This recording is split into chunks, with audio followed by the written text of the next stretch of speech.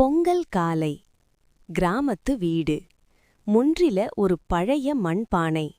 அந்த பானைதான் இந்த குடும்பத்தோட எல்லா கதையும் பார்த்தது. ரகு ஒரு சிறுவன். அவனுக்கு பொங்கல் பிடிக்கும். ஆனா அந்த நாள்ல அவன் சிரிப்பு குறைவு.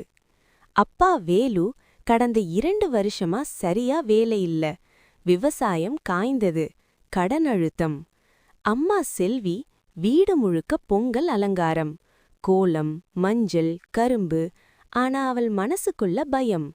ரகு கேக்குறான், இந்த வருஷம் பொங்கல் வைக்க போதுமான அரிசி இருக்கா அம்மா? செல்வி சிரிச்சுக்கிட்டே சொல்றா, அரிசி குறைவு இருந்தாலும் அன்பு குறையாதுடா. அடுப்புல பால் கொதிக்குது. பானை குலுங்குது. அதே நேரம் வேலு வீட்டுக்குள் வர்றார். கையில வெறுமை. ரகு தலைய குனிச்சிக்கிறான். அப்பா மெதுவா சொல்றார், இந்த பானை உடைஞ்சாலும் பொங்கல் வைப்போமா? அம்மா உடனே சொல்றா, பானை உடைஞ்சாலும் குடும்பம் உடையக்கூடாது. அந்த நொடியில பால் பொங்கி வெளியில வருது. பொங்கலோ பொங்கல்! 3 பேரும் சிரிக்கிறாங்க. அந்த சிரிப்புல கவலை கொஞ்சம் கொஞ்சமா கரையுது.